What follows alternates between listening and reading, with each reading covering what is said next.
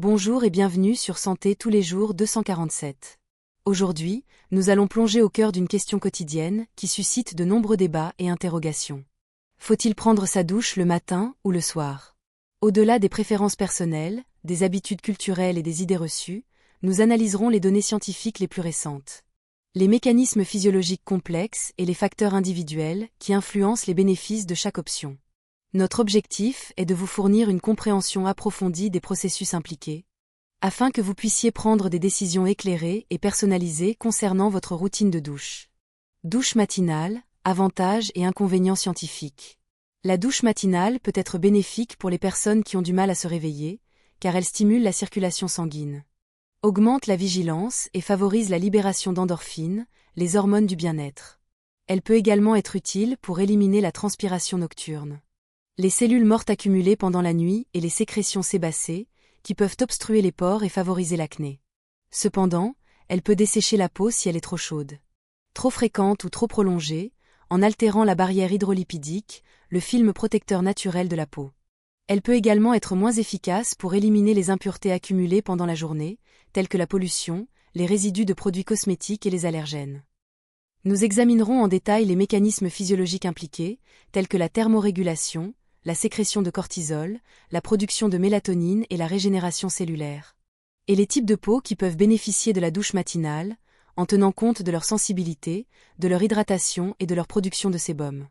Nous aborderons également les concepts de chronobiologie cutanée, de microbiome cutané et de stress oxydatif, et leurs liens avec les bénéfices de la douche matinale. Douche vespérale, avantages et inconvénients scientifiques. La douche vespérale peut être bénéfique pour les personnes qui souhaitent se détendre après une longue journée, car elle favorise la relaxation musculaire, la vasodilatation et la préparation au sommeil, en réduisant la température corporelle et en stimulant la production de mélatonine. Elle peut également être plus efficace pour éliminer les impuretés accumulées pendant la journée, telles que la transpiration, la pollution, les résidus de produits cosmétiques, les allergènes et les bactéries. Cependant, elle peut être moins stimulante que la douche matinale, en réduisant la sécrétion de cortisol, l'hormone de l'éveil. Et elle peut laisser la peau humide pendant la nuit, ce qui peut favoriser la prolifération bactérienne, la macération et les irritations.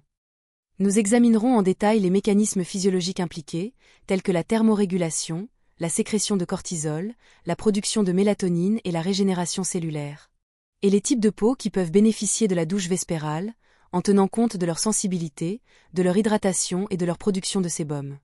Nous aborderons également les concepts de chronobiologie cutanée, de microbiome cutané et de stress oxydatif, et leurs liens avec les bénéfices de la douche vespérale. Facteurs individuels et environnementaux à considérer. Le choix entre la douche matinale et la douche vespérale dépend de plusieurs facteurs individuels et environnementaux, tels que le type de peau, sèche, grasse, mixte, sensible, le niveau d'activité physique, sédentaire, modéré, intense, le climat, chaud, froid, humide, sec, les préférences personnelles, matin, soir, sport, les habitudes de sommeil, tôt, tard, troubles, et les problèmes de peau, acné, eczéma, psoriasis. Il est important de choisir le moment de la douche qui convient le mieux à votre mode de vie, à vos besoins et à vos objectifs, en tenant compte de ces facteurs et en adaptant la température, la durée et la fréquence de la douche. Nous vous donnerons des conseils pratiques pour choisir le moment de la douche idéal, en fonction de votre type de peau, de votre niveau d'activité physique, du climat, de vos préférences personnelles, de vos habitudes de sommeil et de vos problèmes de peau. Conseils supplémentaires pour une douche saine et optimale. Quelle que soit l'heure de la douche choisie. Il est important de respecter certaines règles pour préserver la santé de la peau et des cheveux, en utilisant de l'eau tiède plutôt que de l'eau chaude, en utilisant un savon doux et hydratant, en limitant la durée de la douche à 5 à 10 minutes, en séchant délicatement la peau avec une serviette propre et douce, et en appliquant une crème hydratante adaptée à votre type de peau après la douche. Il est également important de choisir le type de douche, jet, pluie, massage, et le type de produit, gel douche, savon, huile, qui convient le mieux à votre peau et à vos préférences. Nous vous donnerons des conseils supplémentaires pour une douche saine et agréable, en tenant compte des dernières recherches scientifiques sur l'hygiène cutanée et capillaire. En résumé, le choix entre la douche matinale et la douche vespérale dépend de facteurs individuels et environnementaux. Il est important de choisir le moment de la douche qui convient le mieux à votre mode de vie, à vos besoins et à vos objectifs. tout en respectant les règles d'hygiène de base et en adaptant la température, la durée et la fréquence de la douche.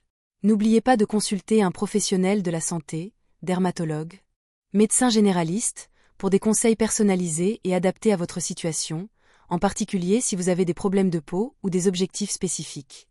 Merci de votre attention sur Santé tous les jours 247. Nous vous invitons à partager vos expériences et vos questions dans les commentaires. Et à vous abonner à notre chaîne pour découvrir d'autres conseils et astuces pour une peau saine et un corps tonique.